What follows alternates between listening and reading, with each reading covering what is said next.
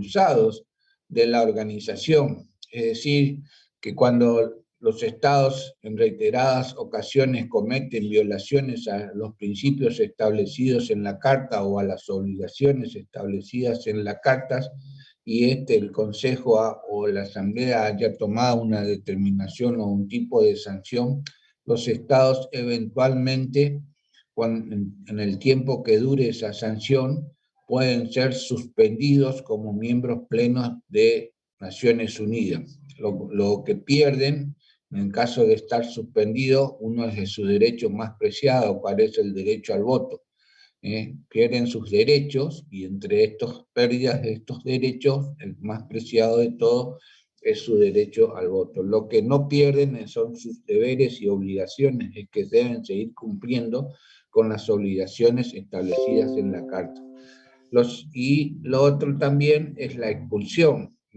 Aquel Estado recalcitrante que periódicamente o regularmente comete irregularidades o violaciones a las obligaciones establecidas en la Carta, también le puede caber la sanción de la expulsión de la organización. Tanto la suspensión como la expulsión de algún miembro de Naciones Unidas también lo llevan adelante los dos órganos que la han admitido, es decir, el Consejo de Seguridad y la Asamblea General. Son los dos órganos que están habilitados o facultados, ¿no es cierto?, tanto para suspenderlo como expulsarlo, como así también admitirlo como miembro de Naciones Unidas. En realidad, hasta el día de hoy, en la práctica de la organización o en la vida institucional de Naciones Unidas, ningún Estado ha sido ni sancionado ni expulsado de la misma, a pesar de que muchas veces se han solicitado estos tipos de sanciones, como por ejemplo la suspensión en su momento de Sudáfrica a partir del mantenimiento del régimen del apartheid, ¿no es cierto? Han solicitado en varias ocasiones ser suspendido a Sudáfrica, como también a distintos otros estados, pero en ningún caso en la vida de Naciones Unidas hasta el momento se ha producido ni suspensión, ni expulsión de estado alguno.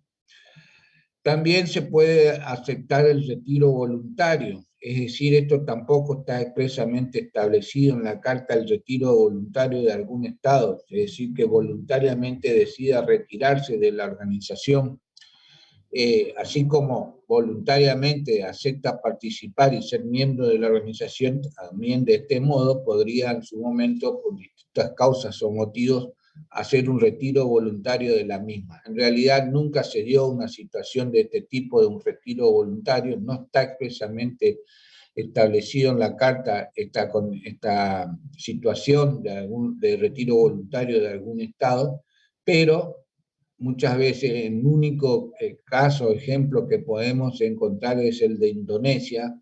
En su momento Indonesia no lo reconocía como Estado independiente a Malasia, y había solicitado su ingreso a la organización, y entonces ante esto Indonesia decidió retirarse voluntariamente de la organización. En realidad dice que no fue un retiro voluntario, sino lo que hizo Indonesia fue dejar de cooperar momentáneamente con la organización, hasta que luego, más adelante, unos años más adelante, decide nuevamente retomar al seno de la organización Indonesia, argumentando la misma Indonesia que decide nuevamente retomar la cooperación internacional en la Organización de Naciones Unidas. Es decir, este tipo de situaciones de retiro voluntario, si bien no están expresamente regulados en la Carta, esta cuestión tampoco nunca se ha dado, más que el caso, el ejemplo que le estoy dando de Indonesia en su momento, que no se tomó como un retiro, sino como una falta de colaboración, de cooperación momentánea del Estado de Indonesia. La otra cuestión son los estados no miembros. Los estados se puede dar la situación de los estados que no son miembros de Naciones Unidas, pero estos estados no miembros pueden participar de distintos organismos especializados u organizaciones internacionales. No son miembros plenos de Naciones Unidas, y en este caso estos estados no miembros de Naciones Unidas en su momento también pueden, si quieren ellos, solicitar ser admitidos como de misión permanente de observación, estados de misión permanente de observación, cosas que han sucedido, ¿no es cierto? Por ejemplo, en su momento Suiza en 1946 adoptó esta categoría de misión permanente de observación hasta el año 2002, que recién fue admitido o recién ha solicitado ser miembro pleno de Naciones Unidas. El otro de los casos es en la Ciudad-Estado Vaticano, que tiene esta categoría de Estado observador, como también la del Estado de Palestina. Y como le dije, la gran mayoría de la comunidad, de los estados de la comunidad internacional, hoy en día son miembros plenos de Naciones Unidas. Esto es en cuanto a los miembros de los mismos de la organización. Ahora vamos a ver su estructura orgánica, cómo está estructurada institucionalmente Naciones Unidas.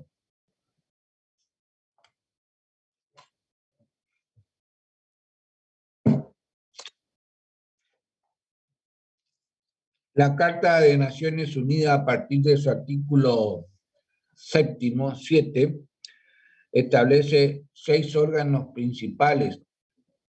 Establece 6 órganos principales: la Asamblea General, el Consejo de Seguridad, el Consejo Económico y Social, el Consejo de Administración Fiduciaria, la Secretaría General y la Corte Internacional de Justicia. Son los 6 miembros, son los 6 órganos principales de Naciones Unidas. A cada uno de estos órganos, luego, se le encomendaron funciones específicas. Cada uno de estos tienen funciones específicas o competencias determinadas que van a llevar adelante dentro del seno de la organización. Por ejemplo, el Consejo de Seguridad, su responsabilidad primordial o su función primordial es la de mantener la paz y la seguridad internacional. El Consejo Económico y Social es de propender a la cooperación para la solución de los problemas de carácter económico, sociales, culturales, humanitarios, y también para propender al progreso y desarrollo, y promoción y respeto de los derechos humanos y libertades fundamentales. El Consejo de Administración Fiduciaria, cuando en su momento administraba los territorios fideicomitidos que estableció la organización en su momento, y por la Corte Internacional de Justicia, que va a ser la encargada de administrar justicia, la Secretaría General, que va a entender todo lo relativo a las cuestiones técnicas, burocráticas, administrativas de la organización. Es decir, cada uno de estos órganos en realidad tienen funciones específicas determinadas por la Carta. El único de estos 6 órganos principales con que cuenta la organización tiene una competencia, si se quiere, omnicomprensiva, en el sentido de que puede tratar cualquier tema que se trae al seno de este órgano, es la Asamblea General. Salvo la limitación que le impone el artículo 12 de la misma Carta, en los cuales no puede hacer recomendaciones, en cuestiones de paz y seguridad internacional cuando se está abocando a la misma el Consejo de Seguridad, al menos que éste lo solicite. Una de las limitaciones a esa competencia omnicomprensiva que tiene la Asamblea General. En el seno de la misma se debate, se discute, se trae a la misma todas las problemáticas o los problemas internacionales libremente y se discute. Es decir, si se quiere, es la que tiene una competencia amplia, ¿no es cierto?, distinta a los otros órganos de la organización que tienen competencias, si se quiere, podríamos llamarlas competencias restringidas, tienen funciones específicas.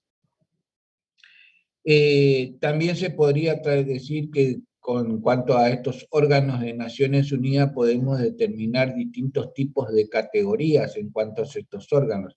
tenemos categoría de órganos principales. Dentro de todos estos principales, por supuesto, tenemos órganos autónomos o independientes y otros de categorías subordinados funcionalmente a otros órganos. Por ejemplo, el Consejo Económico y Social y el Consejo de Administración Fiduciaria están subordinados a la Asamblea General y parcialmente también al Consejo de Seguridad. Por lo tanto, entonces podemos inferir que los otros órganos principales, tanto como la Asamblea General, el Consejo de Seguridad y la Corte Internacional de Justicia, estos órganos, además de ser principales, son autónomos e independientes. Y a su vez también podemos decir que 4 de estos órganos son intergubernamentales, es decir, que están compuestos estos órganos por representantes obviados de cada uno de los estados que conforman estos órganos. Tienen el carácter de intergubernamentales. Por ejemplo, la Asamblea General, el Consejo de Seguridad, el Consejo de Administración Fiduciaria, el Consejo Económico y Social. Y los únicos 2 órganos independientes, es decir, que sus integrantes no responden a gobiernos algunos, tenemos la Secretaría General y la Corte Internacional de Justicia. Finalmente, la Secretaría General fue establecida como un órgano auxiliar de tareas administrativas de los órganos de la organización.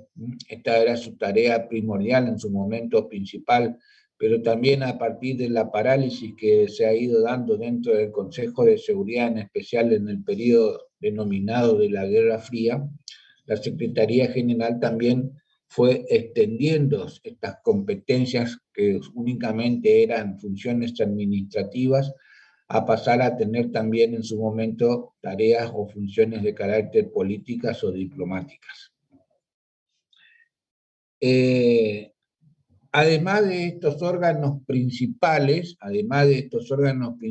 también la Carta autoriza a que cada uno de estos órganos pueden llevar adelante la creación de órganos subsidiarios, es decir, aquellos que ellos consideren, aquellos órganos o organismos especiales que para su mejor proveer y funcionamiento de cada uno de los órganos están autorizados entonces a crear órganos subsidiarios, cada uno de estos órganos.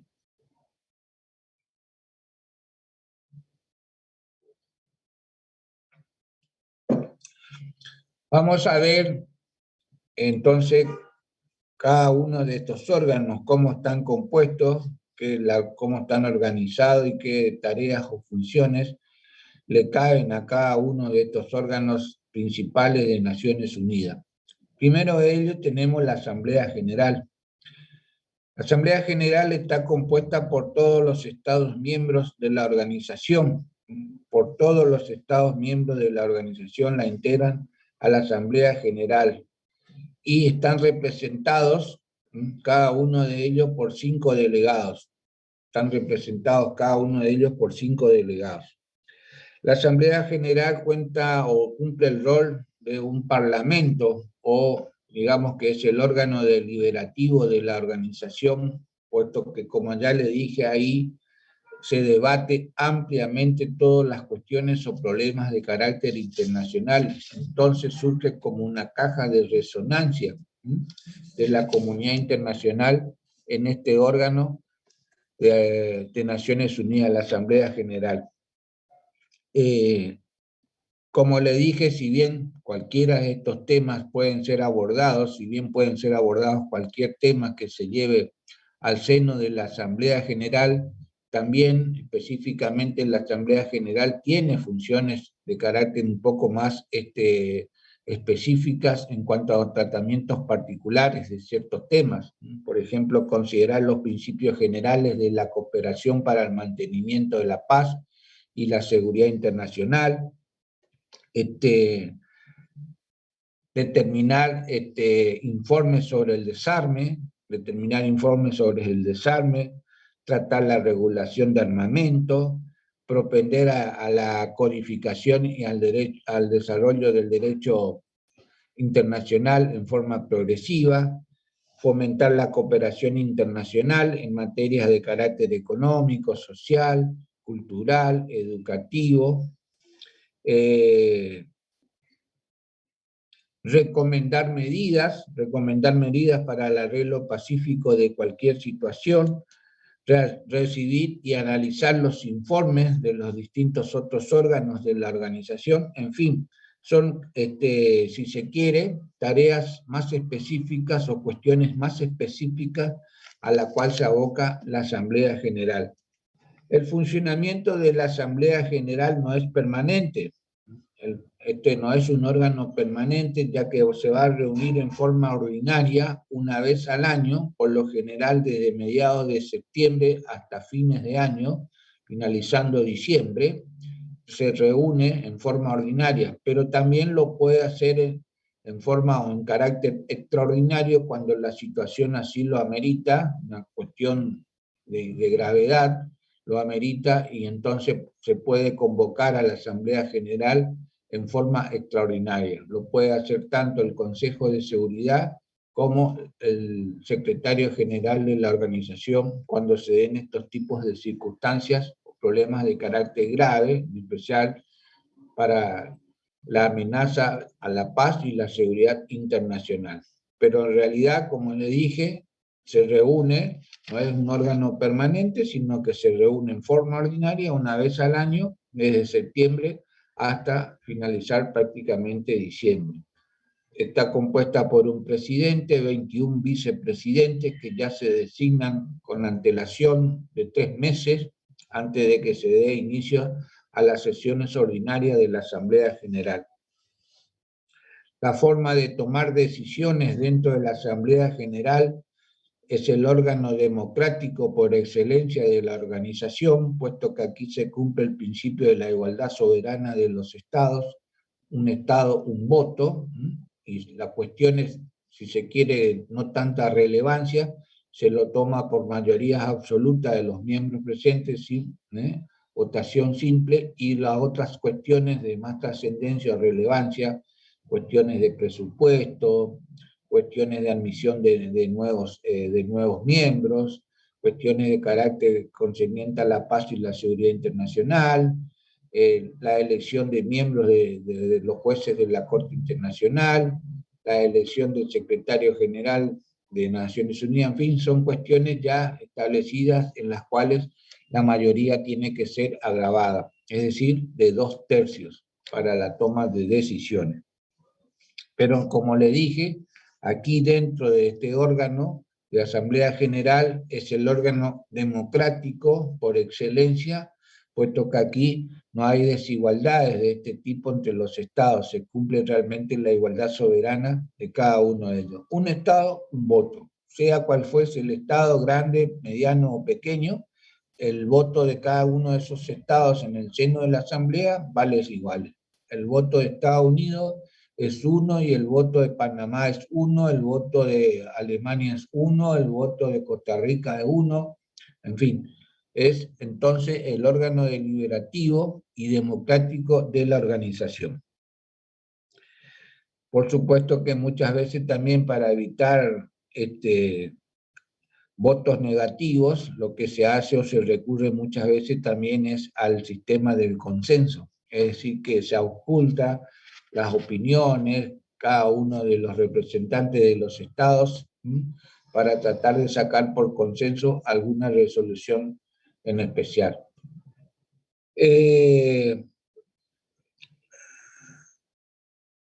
En cuanto a lo relativo al mantenimiento de la paz y de la seguridad internacional, mientras el Consejo se encuentre, como yo le dije a usted, mientras el Consejo se encuentre actuando en estas cuestiones, la Asamblea General no puede llevar adelante recomendaciones, no puede llevar adelante recomendaciones sobre estas cuestiones, sobre el tratamiento de la amenaza o la seguridad de la paz o la seguridad internacional. Ya se está abocando a la cuestión el Consejo de Seguridad, entonces la Asamblea no puede llevar adelante este tipo de recomendaciones. En un principio o en un momento dado, la parálisis que llevó adelante el Consejo de Seguridad, en especial en la época de la Guerra Fría, ¿no es cierto?, en ese tiempo, en ese periodo de la historia de la Guerra Fría, ¿no es cierto?, el Consejo de Seguridad realmente se vio impedido muchas veces, la gran mayoría de las veces, de cumplir acabadamente con su rol del mantenimiento de la paz y seguridad internacional a raíz del veto que cada uno de estos 5 miembros permanentes del Consejo cuentan. Entonces, muchas veces, en un mundo bipolar dividido en 2 bloques, ¿no es cierto?, y en cada uno de estos con las superpotencias a la cabeza de cada una de las superpotencias de ese momento, ¿no es cierto?, vetaban, ¿no es cierto?, distintas resoluciones que iban en contra de los intereses de cada una de estas superpotencias.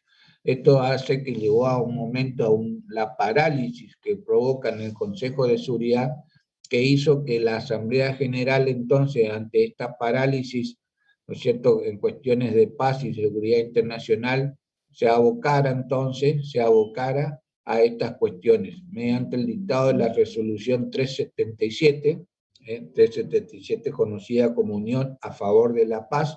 A partir de esta resolución es que la Asamblea General cuenta o tiene atribuciones para llevar adelante recomendaciones para el mantenimiento de la paz y la seguridad internacional y eventualmente también autorizar el uso de la fuerza.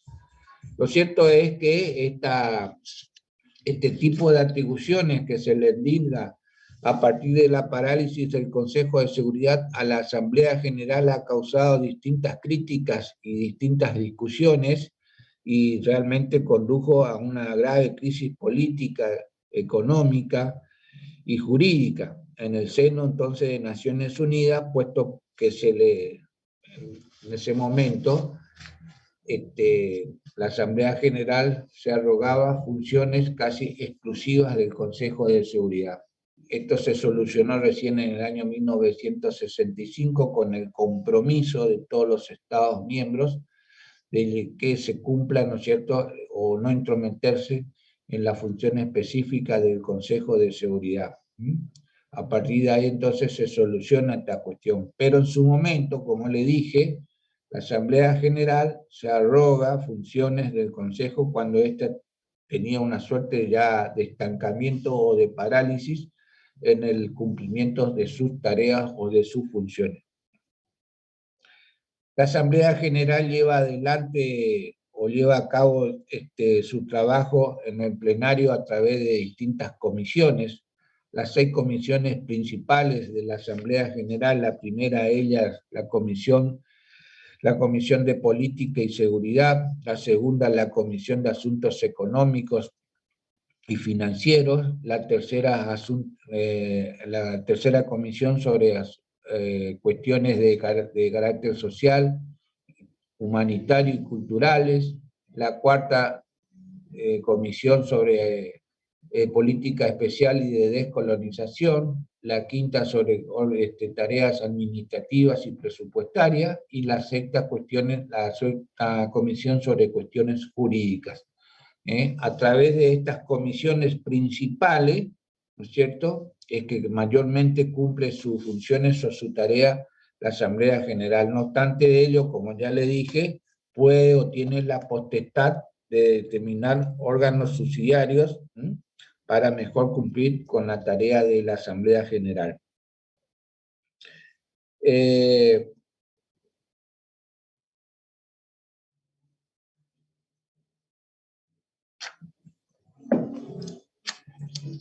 El otro órgano principal y autónomo es el Consejo de Seguridad. El Consejo de Seguridad también es un órgano de carácter intergubernamental y también de participación restringida, cuya principal responsabilidad es el de mantener la paz y la seguridad internacional. En esta institución o en este órgano donde reside la implementación de la doctrina de la seguridad colectiva. en realidad este sistema de la seguridad colectiva, para que realmente funcione y pueda ser aplicado por la organización, requiere del compromiso de las potencias o de las grandes potencias, ¿no es cierto?, para que se pueda llevar adelante este principio de la seguridad colectiva, cosa que, por ejemplo, no ocurrió en la antigua organización de la Liga de las Naciones, ya que en el seno del Consejo no participó, si se quiere, las dos potencias que venían en forma ascendente llevando a la cúpula del poder, como fue Estados Unidos y la Unión Soviética en su momento. También eso fue una de las causales de su posterior fracaso de la organización, al no poder contar la organización con el uso de la fuerza y emplear el sistema de la seguridad colectiva. Pues bien, acá ya se permite el compromiso de las grandes potencias, ¿no es cierto?, para que se pueda eventualmente llevar o aplicar el uso de la fuerza en la Organización de las Naciones Unidas. En la redacción originaria, la que habíamos visto nosotros cuando se estaba elaborando, pergeñando la Carta de Naciones Unidas en la reunión de Dumbarton Oak en 1944, el Consejo de Seguridad en principio estaba compuesta por 11 miembros, 5 miembros permanentes y 6 miembros no permanentes. Los 5 miembros permanentes, que ya le había mencionado a ustedes, que tienen que saberlo, la República de China, la Unión de Repúblicas Socialistas Soviéticas, Estados Unidos de América, el Reino Unido, Gran Bretaña y Francia. Estos son 5 miembros permanentes y los otros 6 eran miembros no permanentes que duraban 2 años en sus funciones y eran elegidos por la Asamblea General. Esta era la composición, si se quiere, originaria del Consejo de Seguridad. Teniendo en cuenta luego, más adelante, con el transcurso del tiempo, que el incremento de los miembros de Naciones Unidas, a partir de distintas cuestiones, como por ejemplo el proceso de descolonización que llevó adelante o se permitió a partir de este proceso de descolonización en la década de los años 60 del siglo pasado, que irrumpieran al seno de la comunidad internacional algo así como 60 nuevos estados independientes, en especial la mayoría de ellas del continente africano, estas cuestiones, como así también otros de otros tipos. Entonces, y para darle una mayor representatividad a este incremento de miembros de Naciones Unidas, es que se decidió nuevamente modificar, ¿no es cierto?, llevar adelante una modificación en cuanto a la cantidad de miembros del Consejo de Seguridad. Por resolución 1991 del año 1963, entonces se amplía la composición del Consejo de Seguridad, elevándolo de 11 miembros a 15. En realidad lo que se amplía es la cantidad de miembros no permanentes, que pasan de 6 a 10 los miembros no permanentes. Y también por la misma resolución, por esa misma resolución se establece una distribución geográfica equitativa en cuanto a estos miembros no permanentes, permitiendo así entonces que una distribución, con esta distribución geográfica equitativa, que esté equilibrado en cuanto a que los representantes de estos miembros no permanentes del Consejo de Seguridad. Ahí habíamos visto que 5 miembros, ya le había dicho a ustedes que 5 miembros iban a representar al continente africano y el continente asiático, uno a Europa Occidental, uno a Europa Oriental, 2 representantes por los países latinoamericanos y 2 representantes por Europa Occidental. Es decir, que en esta distribución, en cuanto a esta cantidad de representantes, iba a haber una distribución geográfica equitativa de los miembros no permanentes del Consejo de Seguridad.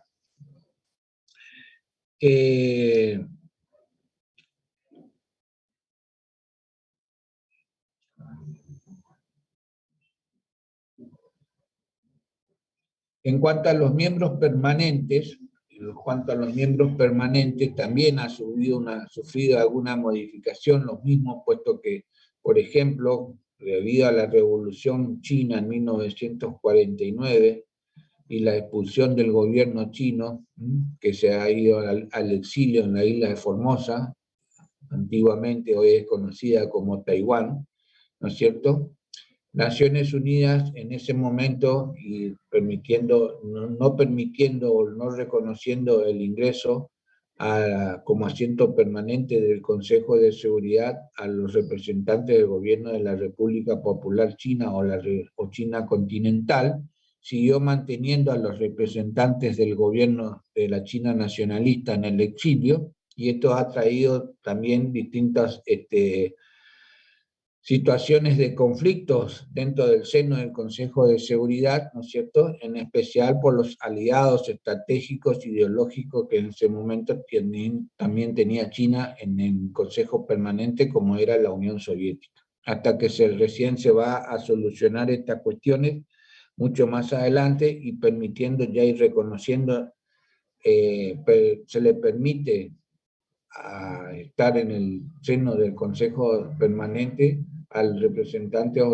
del gobierno de la República Popular China o la China continental. Esta es una de las cuestiones que fue zanjada también y solucionada. Otra de las cuestiones también fue cuando se produce la disolución de la ex Unión Soviética, ya por el año 1991, la Unión Soviética, que tenía el asiento permanente en el Consejo de Seguridad, ¿no es cierto? Y a partir de la conferencia de Alma-Ata de 1991, los estados socialistas que en su momento componían todo lo que era la Unión Soviética, autorizaron, ¿no es cierto?, a que el asiento permanente en el Consejo de Seguridad lo ocupe la República Federativa Rusa, la Federación de Rusia, o Rusia como se la conoce.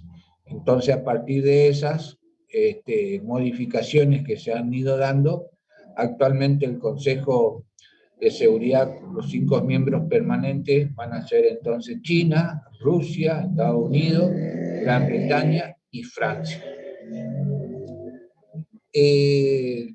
La Carta también estipula que el Consejo de Seguridad debe estar preparado para funcionar en forma permanente, ¿sí?, ante el objetivo que cumple del de mantener la paz y la seguridad internacional. Entonces el rol del Consejo de Seguridad o el funcionamiento de la misma debe ser de carácter permanente. Por lo tanto, deben encontrarse en el seno de la organización en Nueva York representantes de estos 5 miembros permanentes en esa organización en forma, y si me permite la palabra, en forma permanente, ¿no es cierto?, deben contarse con estos representantes en el seno del Consejo de Seguridad.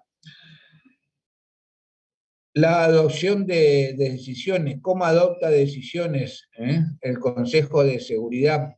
También esto ha ido dándose modificaciones en cuanto a la adopción de decisiones en el Consejo de Seguridad. Originariamente, cuando el Consejo de Seguridad estaba compuesta por 11 miembros, la adopción de decisiones eran que tenían que tener el voto afirmativo, ya sean cuestiones de procedimientos o cuestiones sustanciales, debían tener el voto o contar con el voto afirmativo de 7 miembros. Por supuesto, dentro de las cuestiones de procedimiento, además de estos 7 miembros, de estos 7 votos afirmativos, debíamos contar con, o se debía contar con el voto de los 5 miembros permanentes. Cuando se modifica la cantidad de miembros del Consejo de Seguridad y se eleva de 11 a 15, la forma también de adopción de decisiones es también de la misma manera. Es decir, pero aquí ya se requiere el voto o la mayoría de votos. Para alcanzar la misma se requiere de 9 votos afirmativos. Anteriormente eran de 7, ahora ya es de 9. Las cuestiones que se tratan en el seno del Consejo de Seguridad podemos dividirlas de carácter, cuestiones de procedimientos o cuestiones sencillas o simples, o de forma, y la otra pueden ser de no procedimentales o sustanciales o de fondo. Las cuestiones de procedimentales, las más sencillas, las más simples, requieren entonces, para obtener la mayoría y adoptar una resolución, el número de 9 votos afirmativos. y ya en las cuestiones no procedimentales o sustanciales o de fondo, requiere también la cantidad de 9 votos afirmativos, pero dentro de esta cantidad de 9 votos afirmativos tenemos que contar con los 5 votos de los estados que tienen asiento permanente dentro del Consejo de Seguridad. Así entonces, contando de esta manera, es que se admite o sale a la luz una resolución que pueda adoptar el Consejo de Seguridad. Puede haber tal vez 14 votos afirmativos y hay uno negativo, pero ese negativo es de un miembro permanente del Consejo de Seguridad, entonces la resolución no es adoptada. ¿Por qué? Porque los 5 miembros permanentes tienen derecho a veto, ¿no es cierto?, en el Consejo de Seguridad. Son los que tienen derecho a veto en el Consejo de Seguridad. Esta fue una de las cuestiones o una de las formas de otorgarle ciertos privilegios a estas 5 potencias, ¿no es cierto?, para que asuman, ¿no es cierto?, el compromiso de participar de la organización. Entonces se le otorgaron estos ciertos privilegios, ¿no es cierto?, como son el derecho a veto. Una resolución que vaya contrario a los intereses de uno de estos 5 miembros permanentes, si vota en forma disidente, desde luego la resolución no es adoptada. Ya le dije a ustedes, podrá tener 14 votos afirmativos y uno solamente negativo, pero ese negativo es de un miembro permanente del Consejo, la resolución no se adopta. Esta es la forma de tomar decisiones en el seno del Consejo de Seguridad. Los 5 miembros permanentes tienen derecho a veto. Las resoluciones que emite el Consejo de Seguridad son obligatorias, vinculantes. Las resoluciones que emite el Consejo de Seguridad, esta es una de las distingos que debemos hacer en cuanto a las formas de resoluciones, por ejemplo, entre lo que adopta la Asamblea General y el Consejo de Seguridad. Las resoluciones que adopta la Asamblea General son simplemente recomendaciones, no son vinculantes jurídicamente ni obligatorias de cumplimiento para los Estados miembros, las decisiones que toma la Asamblea General. Si bien no son obligatorias ni vinculantes, tienen un gran peso, realmente las decisiones que pueda tomar la Asamblea de carácter político, de carácter moral, de consenso en la comunidad internacional, que muchas veces entonces esto lleva u obliga, aunque no jurídicamente, pero moralmente, a dar cumplimiento a las resoluciones de la Asamblea General, que como le dije son simples recomendaciones. A diferencia de las resoluciones que toma el Consejo de Seguridad, sí tienen un carácter obligatorio, vinculante, ¿no es cierto?, para los Estados miembros de la comunidad internacional. Ya lo establece también el artículo 25 de la Carta de las Naciones Unidas, los Estados miembros se obligan a cumplir, ¿no es cierto?, con las resoluciones que adopte el Consejo de Seguridad. En cuanto a sus funciones, el Consejo de Seguridad, en realidad el artículo 24 fija que la función principal del Consejo de Seguridad, ¿cuál es? El de mantener la paz y la seguridad internacional. En el desempeño de esas funciones, entonces el Consejo deberá proceder de acuerdo a los propósitos y principios establecidos en la Carta de la Organización, y en cumplimiento también de esas funciones podemos distinguir cuando el Consejo de Seguridad actúa para la solución de conflictos o solución pacífica de controversia, o cuando actúa para el empleo de la fuerza directamente cuando considera el Consejo de Seguridad que se ha llevado adelante una amenaza a la paz, un quebrantamiento de la paz o un acto de agresión. Son las distintas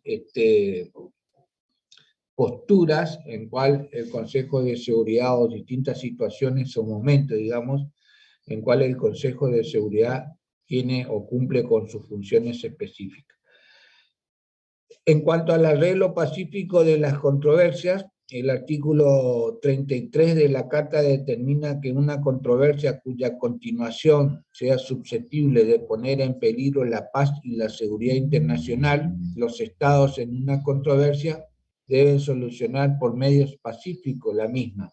Y ahí hace una mención de cuáles pueden ser estos medios pacíficos a los que pueden acudir los estados en esa controversia: la negociación, la mediación, los buenos oficios, la investigación, la conciliación, el arbitraje o el arreglo judicial. Son los medios a los cuales cuentan los estados en un conflicto, en una controversia determinada, poder hacer uso de la misma, ¿no es cierto?, como medios pacíficos de solución de las controversias. Y el Consejo de Seguridad eventualmente puede instar a estos estados a que solucionen o arreglen sus conflictos o su controversia haciendo uso de estos medios. Ahí entonces interviene el Consejo de Seguridad.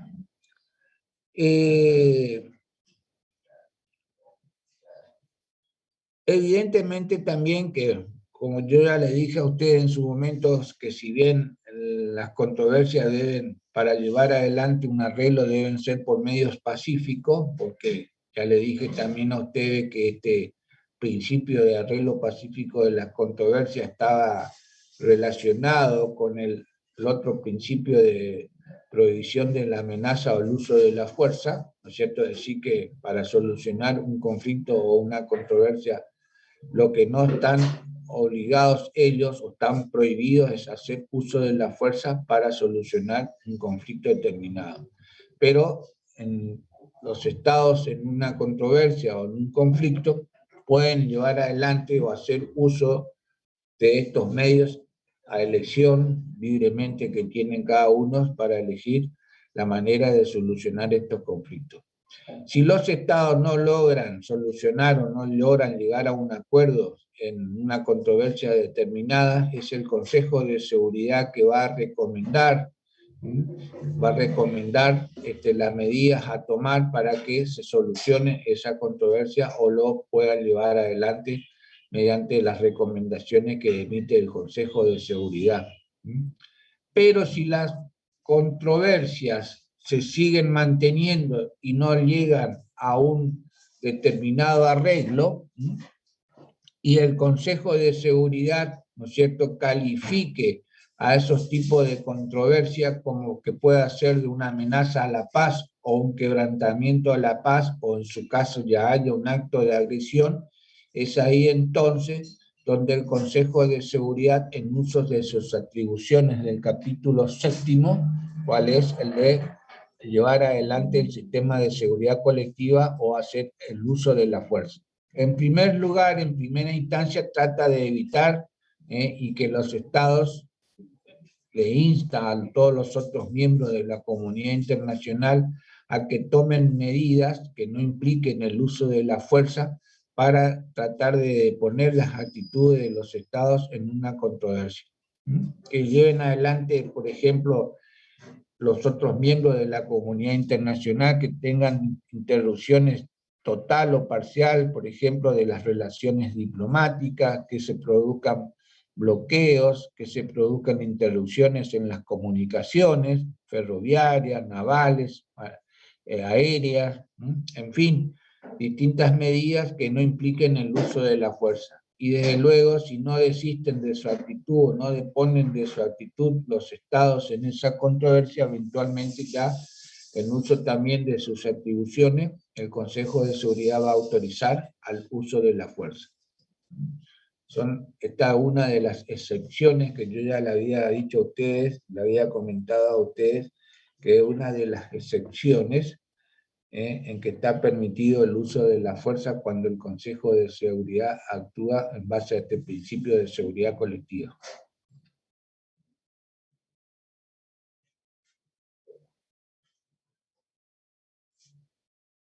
El Consejo de Seguridad es el único órgano, según el artículo 39, es el único órgano en calificar una situación.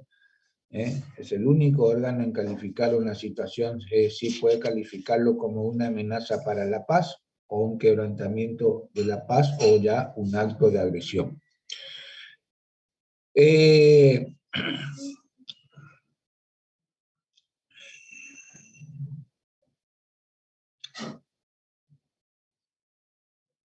Para lograr entonces el objetivo del artículo 42, ¿cuál es el del hacer empleo del uso de la fuerza?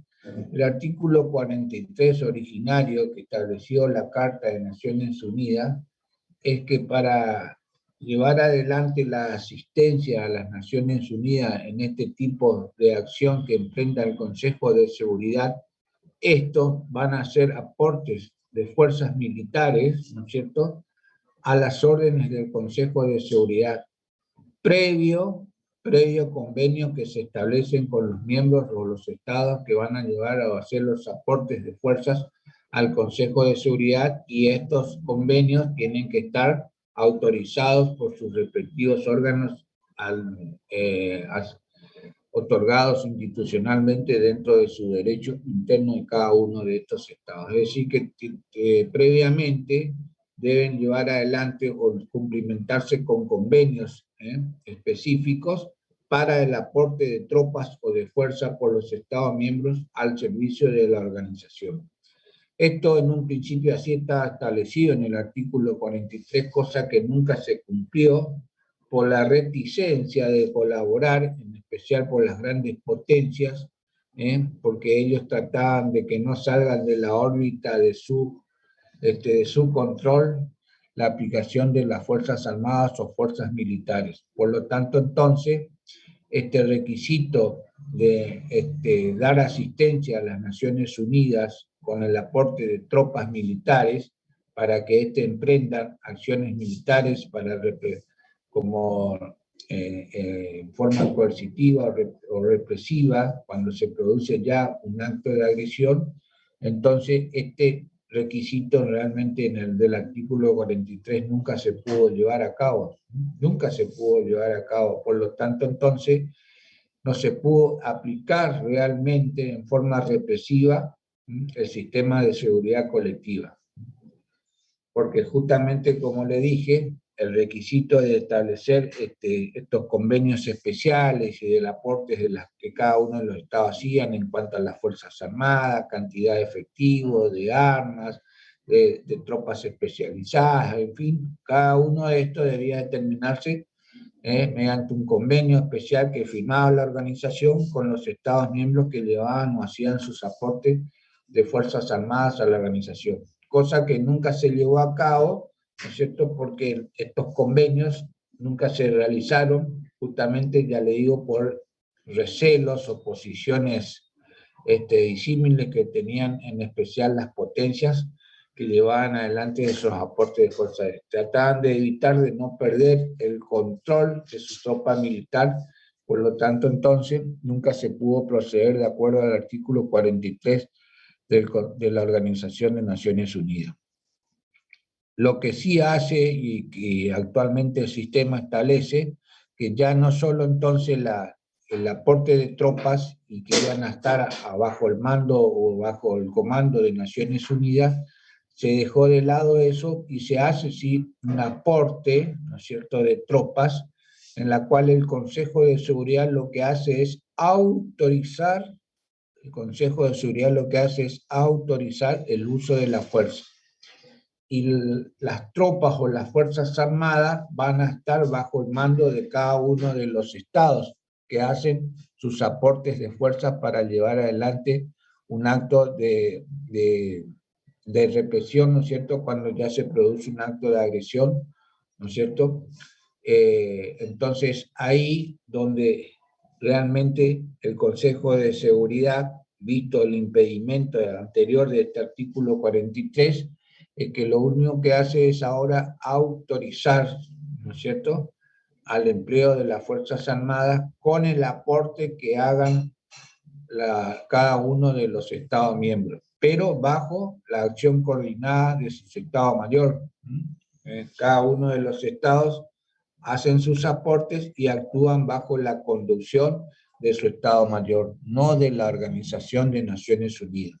Así funciona el sistema de seguridad colectiva actualmente así funciona. En realidad la única vez que se produjo o pudo llevar adelante una acción coercitiva del Consejo de Seguridad con el aporte de tropas al mando de la organización, que en realidad tampoco nunca se dio fielmente que estuvieran bajo el mando de la organización, fue cuando en 1950 la invasión de Corea del Norte a Corea del Sur. En primer lugar, buenas ¿cierto? noches. Buen La día a todos. organización estableció, el Consejo de Seguridad estableció que los Estados miembros deben llevar con sus aportes o contribuciones en ayuda de Corea del Sur en ese momento. Bueno, 15 estados aportaron tropas que estuvieron al mando de los Estados Unidos, del comando de los Estados Unidos.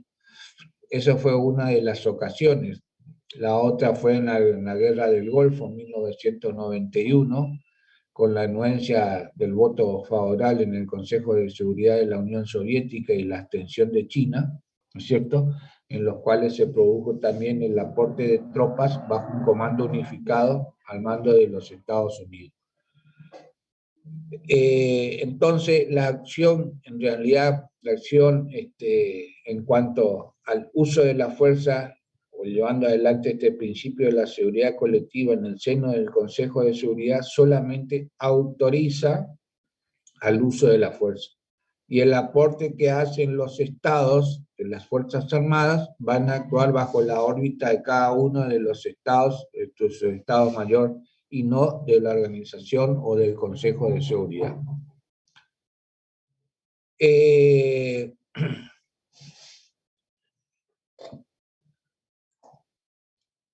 Profe, ¿le puedo hacer una consulta? ¿Sí? A mí no me quedó claro cuáles eran los órganos permanentes antes de que se establezcan los 5 órganos, los 5 estados permanentes en el Consejo de Seguridad. Fueron siempre los mismos. Ah, eran siempre los mismos. Siempre fueron los mismos. En un principio, cuando se crea Naciones Unidas en 1945, los 5 miembros permanentes estaban conformados por la República de China, la Unión Soviética, Estados Unidos, Gran Bretaña y Francia. Lo que pasó más adelante es cuando se produce una modificación, ¿no es cierto?, por ejemplo, en la República de China se produce una revolución comunista ese año 1949 de Mao Zedong, y en el cual toma el gobierno y expulsa a los gobernantes de la China nacionalista de ese momento, y estos van con su gobierno al exilio en la isla Formosa, la que actualmente se conoce como Taiwán, ¿no es cierto?, seguían manteniendo ese asiento permanente en el Consejo de Seguridad, este gobierno en el exilio o la China nacionalista. Y es ahí donde se produjo entonces los reclamos y las presiones, en especial por su aliado en ese momento de la Unión Soviética, para que sean reconocidos los representantes de la China popular o la China continental y no los otros del gobierno que estaban en el exilio. Entonces esto fue una situación que en su momento ha creado disputas hasta que se soluciona realmente más adelante y se admite y se reconoce como representante de China a los representantes de la República Popular China o la China continental. Así, de esta manera entonces son los representantes de la República Popular China los que ocupan el asiento permanente a partir de este cambio de gobierno, ¿no es cierto?, que se produce con la Revolución Comunista de 1949 con Mao Zedong. Y el otro caso fue cuando se disuelve la Unión Soviética. En el año 1991, la Unión Soviética se disuelve y ese conjunto, cantidad de 15 estados socialistas que conformaban esa antigua Unión Soviética, al tomar su independencia, cada uno de ellos van adquiriendo y tomando paulatinamente su independencia. Entonces se decidió que en el seno del Consejo, es decir, en el asiento permanente del Consejo, que anteriormente estaba representado por la Unión Soviética, la Unión de Repúblicas Socialistas Soviéticas, todos esos estados que han ido independizándose de la Unión Soviética, en una conferencia de Alma-Ata en 1991, reconocen que el representante o la continuidad de la ex Unión Soviética como asiento permanente del Consejo de Seguridad lo va a estar a cargo de la República Federal Rusa o Rusia. Es por eso que ahora solamente se dice Rusia, no se dice más Unión Soviética, porque la Unión Soviética como tal no existe más. Esos son los cambios que se produjeron, pero a partir de los cambios que se daban en su orden interno en cada uno de estos estados, ¿no es cierto? Pero los asientos permanentes son los mismos 5 con que iniciaron el Consejo de Seguridad. Tanto China y Rusia ahora, y no la Unión Soviética, ahora es Rusia, Francia, Estados Unidos y Gran Bretaña. Son los 5 miembros permanentes del Consejo de Seguridad. ¿Estamos? Estamos, profe, muchas gracias. El Consejo de Seguridad también tiene otras funciones, aparte de su principal función del mantenimiento de la paz y la seguridad internacional, tiene otros tipos de tareas o funciones a su cargo. Por ejemplo, también trata en cuestiones de desarme, de armamento, también participa en la admisión, sanción o expulsión de los miembros, participa conjuntamente con la Asamblea General también en la elección de los jueces que integran la Corte Internacional de Justicia, participa también con la Asamblea General en la designación del secretario general, en fin, también son otros tipos de funciones con que lleva adelante también su tarea el Consejo de Seguridad. Pero su función primordial, la función primordial en estas cuestiones es una responsabilidad primordial del órgano del Consejo, es el de mantener la paz y la seguridad internacional. También puede participar en hacer cumplir los fallos de la Corte cuando un Estado recalcitrante se niega o se rehúsa a cumplir el fallo de la Corte. También el Consejo de Seguridad, dentro de sus funciones, tal el de instar, ¿no es cierto?, a ese Estado al cumplimiento o a tomar medidas eventualmente para que lleve adelante el cumplimiento del fallo de la Corte. En fin, son las distintas tareas también que tiene el Consejo de Seguridad. Le dije a ustedes que está compuesto, la composición es importante que ustedes sepan, la composición es importante que ustedes sepan, 15 miembros, 5 permanentes, 10 no permanentes, los no permanentes duran 2 años en sus funciones, son elegidos por la Asamblea General con una distribución, ya les dije, equitativa, representación geográfica equitativa. Las decisiones, qué carácter tienen, que toma el Consejo de Seguridad.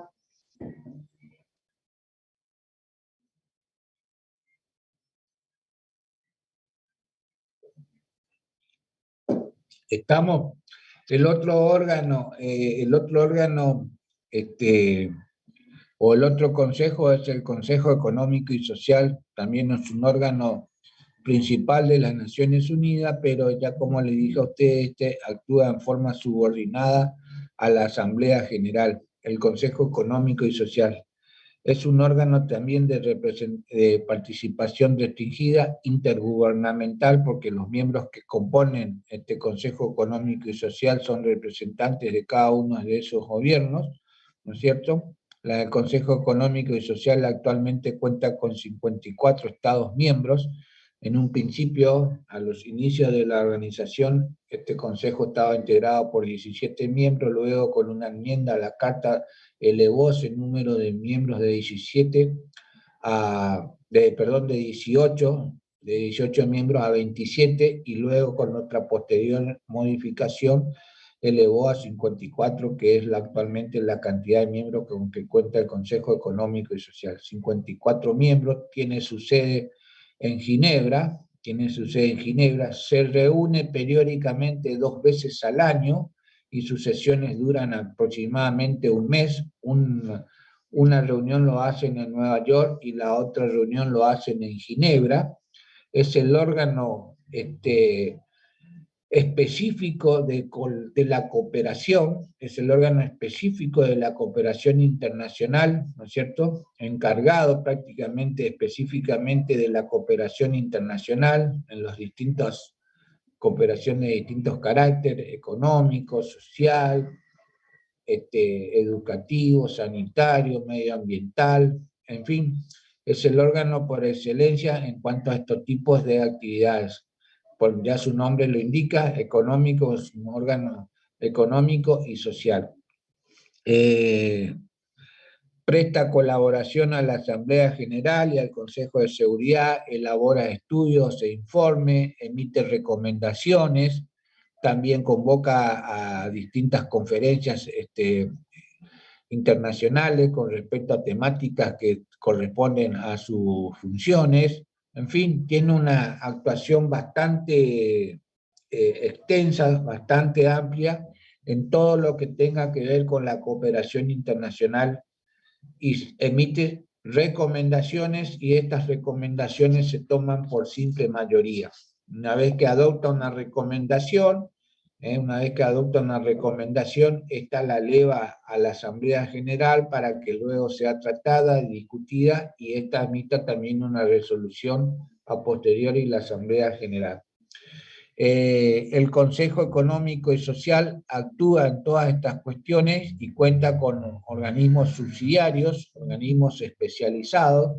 Por ejemplo, dentro de la órbita de este Consejo tenemos los organismos especializados como son la Organización Mundial de la Salud, la FAO, la UNICEF, en fin, muchos organismos especializados, específicos, ¿no es cierto?, que actúan y colaboran con este órgano de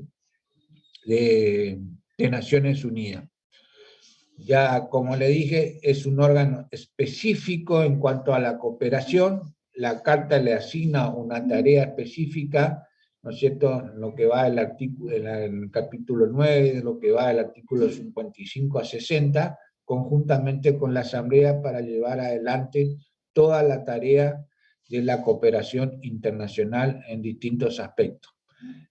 Trabaja también con comisiones específicas, de planificación y desarrollo, de vivienda, de infraestructura, de población, cuestiones con el transporte de mercaderías peligrosas, en fin, tienen distintas comisiones que coadyuvan a toda esta gran tarea de cooperación internacional. En la órbita de este Consejo Económico y Social también existen 5 comisiones de carácter regional, económico, que cada una de estas comisiones, ¿no es cierto?, están abocados a las cuestiones económicas en cada una de estas regiones que existen o para las regiones a las cuales estos están designados en sus tareas o en sus funciones. Por ejemplo, para América Latina tenemos a la CEPAL. Alguna vez si escucharon la CEPAL, el Consejo Económico para América Latina, bueno, está dentro del órgano o de la órbita del Consejo Económico y Social. Pero como le dije, su tarea primordial, específica, es todo lo que tenga que ver con las cuestiones económicas y sociales para propender al desarrollo y el bienestar de los pueblos de la comunidad internacional. Y en esa tarea y en el cumplimiento de esos fines, participa en todas las distintas áreas de la cooperación internacional: social, económica, comercial, cultural, educativa, sanitaria, medioambiental, tecnológica, de ciencia, en fin. Y emite recomendaciones.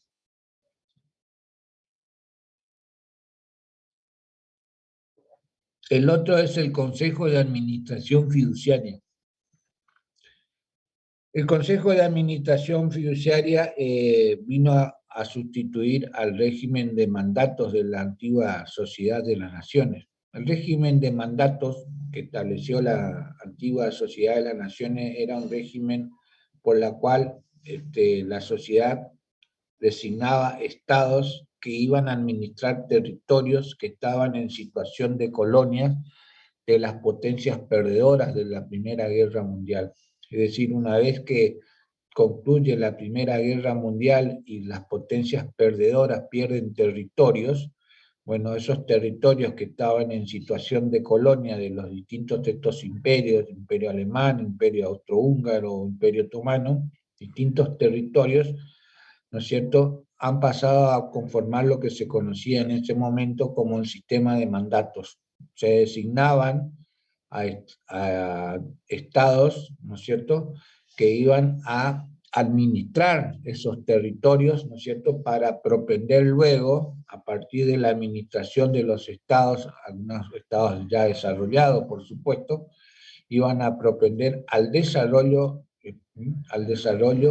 de la población de esos territorios que estaban en situación de colonia. Iban a propender a su desarrollo económico, social, cultural, educativo, sanitario, en fin, y por supuesto con el objetivo final de que luego también estos territorios alcancen, ¿no es cierto?, su independencia, es decir, que ellos mismos elijan libremente, ¿no es cierto?, sus sistemas de gobiernos y su independencia como tal. Esto fue en la época de la sociedad de mandatos. Pues este sistema de administración de estos territorios fideicometidos, ¿no es cierto?, también siguió en la época de la Organización de las Naciones Unidas a través de este consejo, el Consejo de Administración Fiduciaria.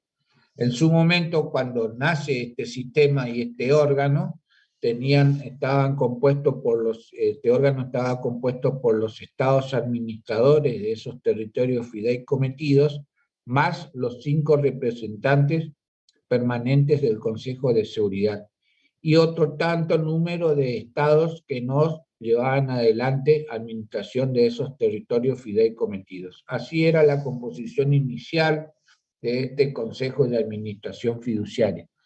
Pero esta finalidad por la cual fue creado este órgano ha ido cumpliendo sus objetivos. Es decir, que ya paulatinamente y a medida que iban transcurriendo los años, estos territorios que en principio estaban en esa condición de territorios en fideicomiso han ido desapareciendo paulatinamente, porque esos territorios o adquirieron su independencia o algunos de otros también se integraron a otros estados independientes. El objetivo entonces de administrar esos territorios en fideicomiso, ¿no es cierto?, paulatinamente se fue cumpliendo así hasta llegar al último de esos territorios que estaban en esa situación, la isla de Palau, en 1994, y a partir de ahí entonces ya no existen más ningún territorio en esa condición, territorios en fideicomiso. Por lo tanto, entonces, el mismo órgano, el mismo consejo también se ha ido modificando en su composición, ya no tenía razón de ser, ¿no es cierto?, y solamente actualmente participan o integran este Consejo de Administración Fiduciaria los 5 miembros permanentes del Consejo de Seguridad, pero no cumple un rol específico, ya no tiene función ni razón de ser la existencia de este órgano, que seguramente en una futura enmienda o modificación de la Carta de Naciones Unidas, este órgano tenderá a desaparecer y perderá su categoría de órgano principal, o se le asignará otras funciones, pero la razón de su existencia, para lo cual fue creado en su momento por Naciones Unidas, ha dejado ya de tener realidad, porque ya no existen estos territorios en esa calidad de territorios en fideicomiso. Ya en principio eran 11 los territorios que estaban en estas condiciones, y cada uno, y paulatinamente, como le dije, o alcanzaron su independencia y se consagraron como estados independientes y soberanos, o algunos también se integraron a otros estados independientes. El último fue el de las islas de Palau, que también estaba bajo el comando de los Estados Unidos, que también ya alcanzó su independencia, y por lo tanto entonces ya desapareció estos territorios en esas condiciones. Por lo tanto, entonces, la existencia de este órgano ha dejado de tener importancia y relevancia, y como le dije, en una futura enmienda, en una futura modificaciones que se le pueden hacer a la Carta y a sus órganos, pues seguramente este órgano va a tender a desaparecer, ¿no es cierto? Y va a perder entonces su categoría, su razón de ser dentro de la Organización de Naciones Unidas. El otro de los órganos que conforman también Naciones Unidas, que tiene un carácter de independiente, es la Secretaría General. La Secretaría General, ¿no es cierto? En un principio, la Secretaría General es el órgano administrativo por excelencia de la organización, ¿no es cierto? A su frente está el secretario general y los demás funcionarios que conforman la Secretaría. Tanto el secretario general como los funcionarios que conforman la Secretaría General tienen o revisten una calidad de funcionarios de carácter internacional, es decir, ni el secretario ni los funcionarios que conforman la Secretaría General responden a gobiernos de sus nacionalidades, ni a cualquier otro tipo de órganos externos de la organización. Solo responden a la organización misma. Y los estados tienen el deber y el compromiso de respetar el carácter internacional de las funciones, tanto del secretario como de los funcionarios que integran la Secretaría General de Naciones Unidas.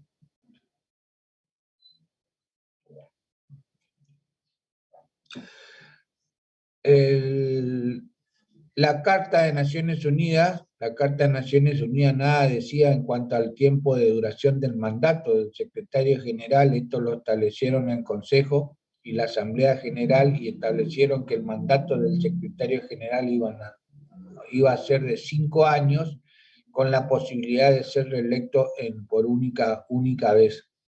Es decir, entonces, que el secretario general dura 5 años en sus funciones. Como ya le dije a ustedes, conjuntamente participan en la elección de este secretario general el Consejo de Seguridad y la Asamblea General. El Consejo de Seguridad es el que lleva adelante la recomendación y lo designa la Asamblea General. Dura 5 años en sus funciones. Desde que Naciones Unidas se creó hasta la fecha, ha contado con un número de 10 secretarios generales en lo que va en la vida de Naciones Unidas hasta el momento. El actual es el diplomático representante de Portugal, António Guterres. Anteriormente estaba el secretario general, cumplió esa tarea, el representante de Corea del Sur, Ban Ki-moon. En fin, así en orden sucesivo, muchas veces entonces la cantidad de 10 secretarios generales. Como pueden ser reelectos y posibilidad de contar con una reelección, por lo general todos han sido reelectos en sus tareas, y que cada uno de ellos ha llevado adelante una tarea de 10 años mínimamente.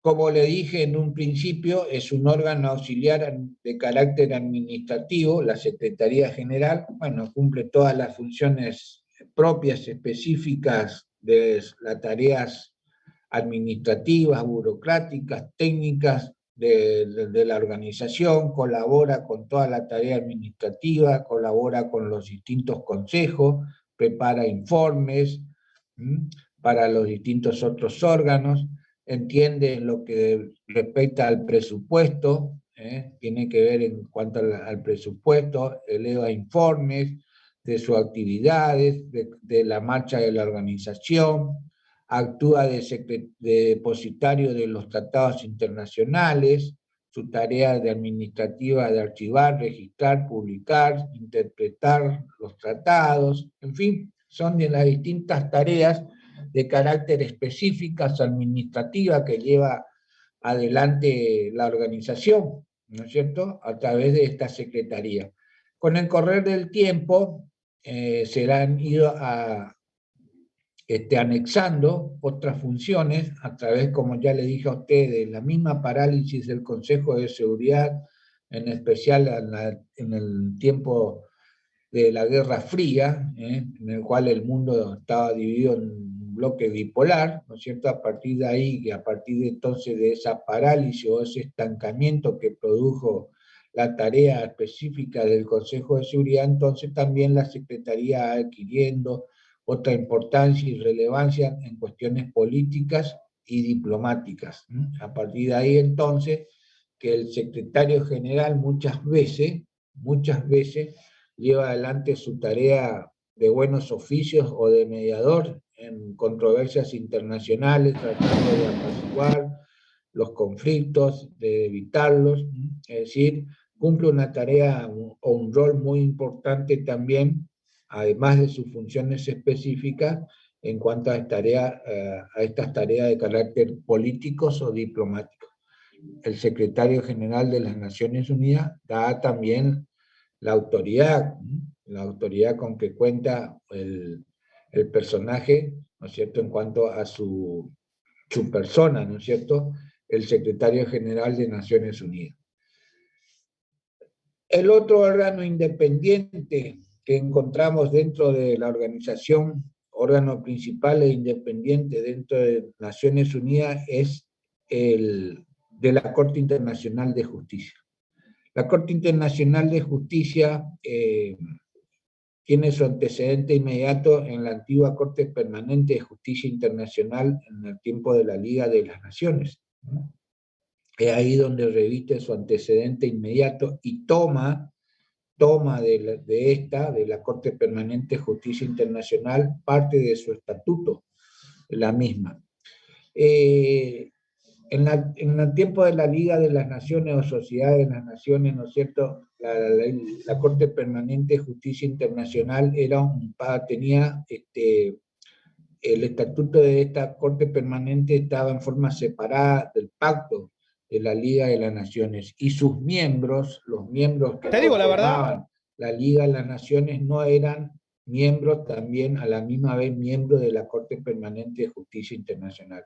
Esta es una de las diferencias que encontramos cuando se conforma la Corte de Justicia Internacional y se crea las Naciones Unidas, no solamente con la creación de la Corte de Justicia Internacional, sino que el estatuto de la Corte Internacional de Justicia va a ser parte de la Carta de Naciones Unidas. Por lo tanto, a partir de esto también, todos los miembros de Naciones Unidas, ipso facto, también son miembros de la Corte Internacional de Justicia. Una de las diferencias que encontramos con respecto a su antigua antecesora, de la Corte Permanente de Justicia Internacional. Un comité de juristas preparó el estatuto de la Corte, ya como le dije, también teniendo como base al estatuto de la Corte Permanente de Justicia, y que se va a adoptar entonces en la Carta de San Francisco en 1945 y va a comenzar a funcionar en 1946 en La Haya, en Ginebra, donde está el asiento de la Corte Internacional de Justicia. Como órgano principal de la Carta no está subordinada a ningún otro órgano, sea este principal o subsidiario, ni tampoco puede ser objeto de intervención en el ejercicio de su competencia. La Corte está compuesta por 15 jueces, de distintas nacionalidades, 15 jueces de distintas nacionalidades, duran 9 años en sus funciones y son,